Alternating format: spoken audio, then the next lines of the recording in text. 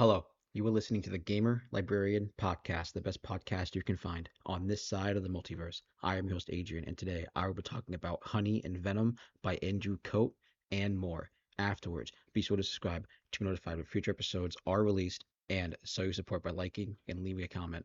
Thank you for joining. All right, today is another lovely Monday. I hope it is nice and sunny, clear skies for all of you, just like it is for me. We had a pretty good weekend, a little rain on Saturday when we were camping, which was a little bit of a downer. But other than that, it was actually gorgeous the whole time. No canoeing or swimming this time in the lake. It was just a small hike and frisbee and cooking pizza, all kinds of stuff. We went camping for Memorial. It was really, really nice.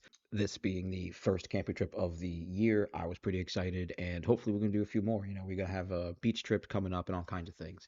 Camping also means, not many video games that I'll be playing and all that kinds of stuff. So we'll get into like what I was doing for the week and things. But there are an awful lot of things that happened over the week that, I feel like we should talk about here. And to be honest, first is I want to start watching Love, Death, and Robots because I didn't know that a Half-Life writer, like one of his old stories, was turned into a Love, Death, and Robots episode. That sounds pretty sick. I would love to see what a video game writer did on his like own side story stuff, like his own personal stuff, not written for like Valve or whatever. And apparently it was turned to an episode, so I don't know if I'll read the book or that first, but Love, Death and Robots definitely jumped up onto the list of things that I want to, get into watch. It's short.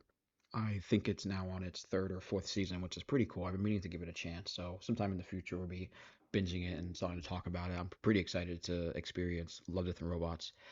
Something else that I wanted to mention here, and it's that the Final Fantasy 11, the first MMO of Final Fantasy series, still gets updates. Still so crazy. I don't know if I mentioned this at all in the last episode when it was put out, but I'm shocked that it actually gets updates still.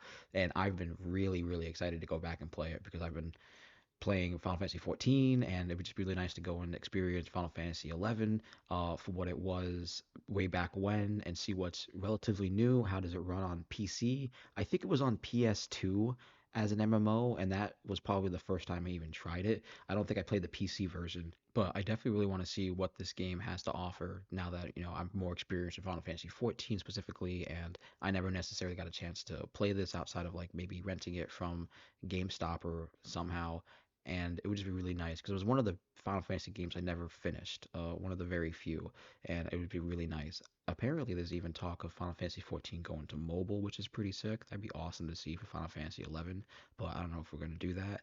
But like, maybe by the end of the year, we're gonna be going back into Final Fantasy 11 because I think it's gonna be really exciting, especially now that we have the Magic the Gathering Final Fantasy crossover here, which I maybe should mention here is that we're going to be doing a unboxing of the Magic of the Gathering, Final Fantasy, and their other video game crossover uh, products. And, I'm pretty excited about it. I haven't gotten a chance to return to Magic or trading cards in general in a very long time. So I think it'd be really cool to discuss it here and open up some packs and see what cool art and shit we get. I want to make like a video game themed deck. I think it should be really cool. So besides the unboxing, right, there's been a bunch of spoiler stuff for those cards coming out, trickled through like the weekend and stuff. I think what was recently put out was Midgard. Looks like an awesome card. I would love to have that one.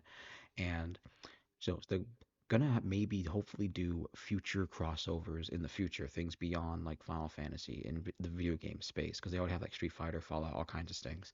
I reached out to them and I asked if they would be willing to participate in letting me participate in their video game crossover somehow because I'm going to be doing this unboxing soon. I told them maybe to watch the video and get like an idea of how I understand Magic and how much I'm a big fan of video games and all that stuff. I'm just here to celebrate video games. I think it's awesome that video games are being put into the trading card space, even if it's like a much larger video trading card than like Final Fantasy has like its own personal trading card. I'm sure other video games do, but I think it's awesome to have them all in one big crossover event like Smash Bros. It's pretty cool to have the Magic the Gathering world being incorporated with all these other little cool franchises, characters, and I'm gonna say it, the lands are so sick. I have a SpongeBob Secret Lair pack that I want to open up. I think I get two cards in it. I don't even care what I get. I just want to have a SpongeBob card. I think it's cool. They're officially licensed. It's kind of awesome. It's not like some fake nonsense you're buying online or whatever.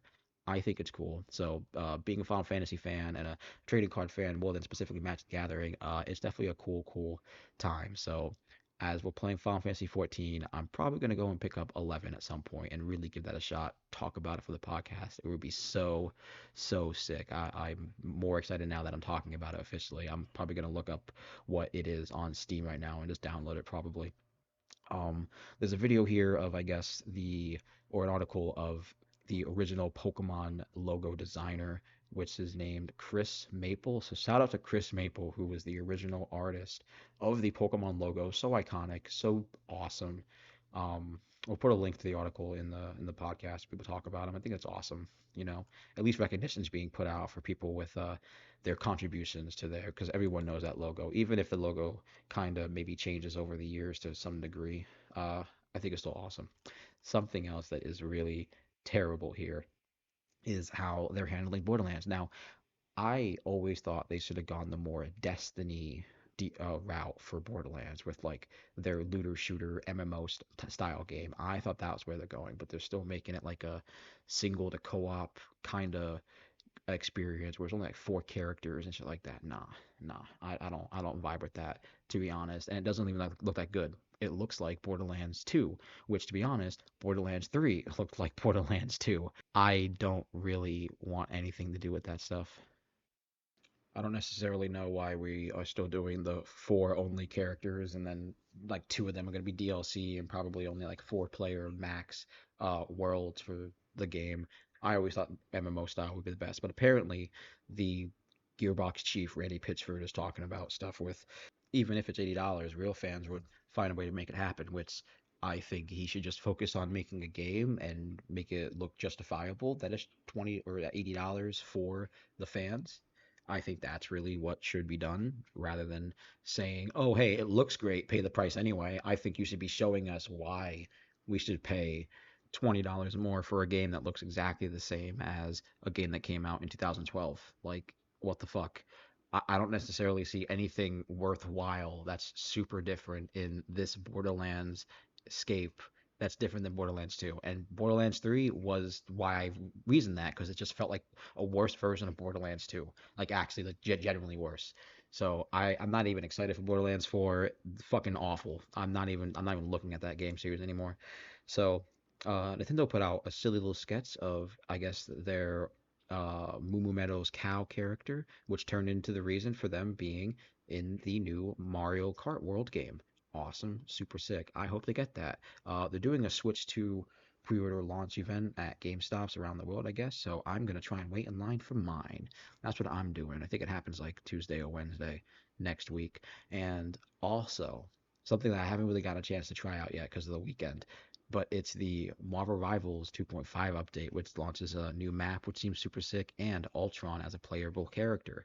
Super sick that we're getting a villain as a character. You already got me hooked on that, and it's a like a healer based type or a support type. Super sick. I'm already sold. That's awesome. And apparently, there's a manga from I suppose the um 1980s that is apparently predicting a supposed natural disaster happening in its setting. And I personally think that's kind of cool. That's enough for me to read the manga and maybe see what happens. Hopefully, no weather phenomenon happens or any lives or property is hurt or damaged. We do not want that in any way.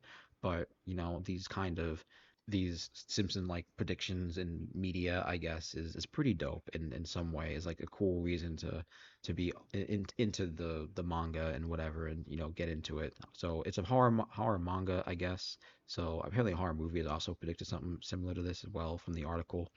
I'm pretty excited, so I'm going to try and put that manga higher on the list of things to read and experience. But it's pretty sick. If you want to get the manga's name, it's The Future I Saw by Ryo Tatsuki. Sick. Sounds awesome. So I'm going to try and read that at some point before the end of the year or by Halloween because it's a horror manga. Hopefully by the Halloween. But I kind of want to read it before because of the whole like tsunami thing. That's awesome. Um, Last article that I really have here is like apparently a game called Pizza Bandit combines like Gears of War and Overcooked into a tasty shooter game. I don't know, but it's involved pizza. Sounds pretty sick. It looks like much more like futuristic than I was expecting, but I'm actually pretty excited. It seems pretty cool as an alpha, which I'm probably gonna go try at some point because it's called Pizza Bandit. What a sick name, sick cool name. And yeah, specifically for news, no game announcements. I was really hoping to be talking more about game announcements, just specifically. Like we're in that era, and I think until Summer Games Fest, which is going to be happening on the 6th, is, literally right around the corner. And I think it's pretty tight that we're not getting any kind of announcements, even right up before. I imagine the same week, like right up like Wednesday, Thursday, and then the day leading up to, we're going to get a whole bunch of announcements just because that's just how it works. Sometimes they don't really, time very well. They're not even part of the conference itself, but publishers put out their advertisement stuff or announcements anyway during that time, just because it's all that buzz and all that talking. So even if they're not part of the Summer Games Fest or any other publications, we still get game announcements, and that's what I'm here for. I'm here to talk about all kinds of game announcements and just see where they go, see what kind of games and they come out, play them. I just think it's really cool to experience all that stuff, and that's why I do it here for the podcast. So, other than games coming out and we don't know about and yet to be announced, what have I been playing? Well, Doom Eternal is really not fun. It's not fun in the way that I feel like I'm fighting against the mechanics rather than using the mechanics to like accomplish goals, and that's just what it feels like. I dislike using the shield so much because it's just you get too much damage and then the shield like breaks and then you kind of boned right there because you can't move fast enough. You can't even dash. The running is not bad, but he's not fast enough. Yeah, I just don't necessarily like it. A lot more levels than I thought. I think I'm on level 9 or 10 before I did the break, which is much more than I thought. So yeah, it's just, it's been a slow time. I don't know if I'll go back to Oblivion anytime soon. The Dune MMO comes out, so that's relatively what I'm probably gonna play soon. If I probably finish this ROM hack that I've been playing during the on and off time when I can, mostly during the Memorial Day camping trip because who's not going to play a Pokemon ROM when you're camping? And that's one of the best things you could do, right? Because Nintendo's not going to make a Game Boy or any worthwhile Pokemon game on a handheld console. So we make them ourselves. So shout out to the creators of Super Mario Mon, the ROM hack of Pokemon Emerald. It's cool. It's really cool. It's cool to have this like Mario skinned Pokemon-esque RPG. It's just cool to be able to capture Mario-esque Pokemon and use them in battle. The plot's really cool. It's like Pokemon. It's Peach throwing like a Pokemon catching tournament, and then Bowser like crashes it and has his own rules and stuff. I've only gotten the first crown or whatever. I'm trying to get to World 2 or through World 2. It's like the cloud area. I'm a little confused on it, but it's pretty dope. You're able to catch Mariomon like a Red Bullet Bill. That's just a little teaser for some of the stuff later on. I think it's really dope. This is one of the funner Mario ROM hacks or even Pokemon ROM hacks I've played in a very, very long time. And it's just fun. Super engaging. I like the plot, and it's a Pokemon game. Who doesn't love Pokemon? It has Pokemon like 8-bit graphics and shit. It's so cool. So if you have an Android or an iPhone or computer or whatever the hell, go and play Super Mario Mon ROM hack for the Emerald game because Nintendo's not going to make a good Pokemon game. They're just not, in my opinion. They're kind of floundering on that entire franchise. So go and download as many emulators and ROMs as you can. And besides video games, which I don't necessarily play on camping trips, but when I finished this book, I was like, I'll just play the ROM hack, right? So the book I was reading is Honey and Venom by Andrew Cote. I believe it's Andrew Cote. It might be Cote. I don't necessarily know how to pronounce it, but Andrew Cote comes from, I believe, nine or so generations of beekeepers. Coming back way from like Eastern Europe, or not Eastern Europe, like just Europe in general, I suppose. Um, and when his family immigrated to America, they had a little hardships, and then they found success through beekeeping, which is awesome. That's super super sick. And it was through that connection with the bees and through beekeeping that they became this pretty notorious, I would say, family in America. Andrew Cote is one of the only beekeepers in New York, apparently, who makes a sole living on just beekeeping. I mean, this dude has like beehives on top of skyscrapers. I'm like, what the fuck?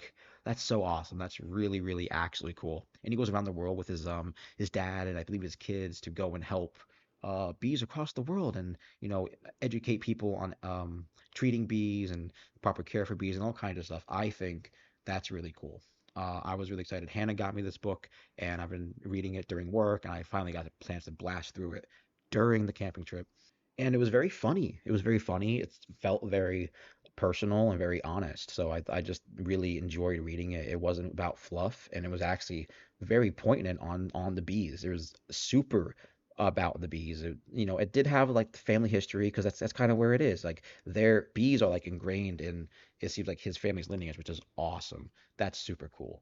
And yeah, I think that if anybody likes nature books or biographies or bees in general, go and read Honey and Venom by Andrew Cote. It's a pretty sick book. I thoroughly enjoyed it. I'm definitely going to try and maybe be more proactive in my beekeeping adventures this year. Hannah's been trying to push me to go and volunteer at some apiary, so I might try and do that. I haven't heard back from a lot of them, but we're doing what we can. It's kind of hard. I'd rather just get like a plot of land on a house and care for them myself slowly, but it's definitely cool to get some more hands-on experience. Yeah, beekeeping is definitely like a smaller passion of mine, but I don't have like the time or the money or honestly the space to pursue that. But yeah, it'd be really cool. If you're interested in beekeeping, I 100% recommend go check out Honey and Venom. I believe there's also a documentary about Andrew, so go check that out. I might do some history and try to find that out and see what I could do for that. Yeah, that was a really, really entertaining book because he talks to a lot of people around the world and you get a lot of different perspectives and then like a lot of different like just events that happen as a beekeeper. I think it's really, really varied and wild as a biography. I thought it was really cool from front to back. Front to back was awesome. It's a biography I would read again, absolutely. I would definitely read it again. We're gonna do a little bit of a more impromptu sponsor ad here, only because the theme kind of coincidentally fits here. I didn't get a chance to order it yet, but Dubby has a s'mores flavor for their energy drink, which is pretty sick. And because we were camping, I would have liked to gotten it before, but I didn't see the ad until like Thursday, I don't think, and we were leaving on Saturday, so I wouldn't have gotten it in time anyway. But I'm gonna try and get some of the W s'mores flavor for next camping trip or just in the future on an order, which is pretty dope. So just because it's a minor camping themed episode, because I literally just got back from camping. I got back from camping right now, showered, unpacked, and I'm here recording the podcast. It's literally what we're doing right now. So a little upset that it didn't get to time really well with the sponsor and all that kind of stuff. But oh well, it is what it is. You live and you learn. This is like episode 86. I never thought I'd be again the 86 episodes. So it's pretty wild. So if you use the coupon code down below, Gamer Librarian, you can get 10% off at the Dubby checkout store on things like drink powders, apparel, portable bottles, stickers, bags, all that kind of stuff. So who doesn't like saving money? Who doesn't like s'mores flavors? That's really just about it for this ad read or whatever the hell. Okay, enough about ads and stuff. The real nitty and gritty. One Piece. Okay, listen, we're gonna end on One Piece here, just because we didn't get a chapter last week, and it's just pretty wild. I don't think Mr. Ya is gone. There's no way. It's off-screen nonsense, right? Now, something's crazy happening here because there's always some weird twists in One Piece where like some characters always know each other and all that kind of stuff. Like they always have some prehistory, and we're here now. And I didn't think it was going to be Arrow Girl who knows Brook. Apparently, she has some history. She's getting some memories back. Something happened with that Arrow Girl. Who could really say? I'm definitely going to try and catch up on the anime now at some point because we're done with JoJo pretty much, and I'm going to try and start off on like Wano and then just watch all of One Piece up until then and catch up, and we'll talk about then because it's definitely a little bit hard to talk about One Piece on the manga front. So I think it'd be a nice duality to get both of them at the same time and then forever for the podcast. So once we're on the same page, we'll definitely start talking far more in depth on One Piece. But it's pretty cool. No other manga specifically that I've been reading or following up on. I'm gonna try and be a little more on that this week because there's no book. I definitely wanted to get through Honey and Venom, which was awesome. And I don't know about manga specifically that I want to read or books in the future, but I'm mostly just keen on One Piece and Wild Strawberry, I think, because I've been on a big hiatus. And then Berserk got a new chapter. I know that I just didn't get a chance to find it yet. I lost like the article, the notification as soon as it popped up, and I just remembered about it now. So I'm gonna try and maybe do Berserk and stuff. I like literally just got back from camping, so I just gotta settle in a little more here for the podcast. Wanted to get it up as soon as possible before anything else. And yeah, this is definitely gonna be a little bit of a shorter episode here. Next time we'll probably be talking about Love, Death, and Robots and whatever else happens with the Switch stuff. And who knows? Who knows? I think we get Elden Ring, Night Rain. Okay. All right. So we will have an actual game to talk about next week. That's not going to be like Final Fantasy or something. We're going to have Elden Ring, Night Rain. I can't believe I forgot that. Full co-op game, playing it with like random people, just friends, probably on the weekend. I think I'm going hiking on the 31st, so I don't know when I'm going to have time to specifically play Elden Ring Night Rain, but it's going to be fun. It's going to be really cool. I've been hearing a lot about that game. We're going to have a lot more classes to play as, which is going to offer a lot more variety in the gameplay. Yeah, I would say that's just about it. So Super Mario Mon and Elden Ring Night Rain will probably be talking about a little bit more as I get to the end game for Mario and experiencing Elden Ring for the first time. So I think it'd be pretty cool. Next week's gonna be a pretty fun episode to talk about. And we're still waiting on the Final Fantasy and other Magic cards to come in. And the unboxing might be at the end of the month. I don't know. I ordered something and it might not come until really late until sometime. So I'm not really sure what's going to happen. But until then, I want you all to stay safe out there. Go outside. It's so nice out. Or at least, hopefully for you guys, it's nice out wherever you are. But it's really great where here in Jersey. So go and use that nice weather. Peace.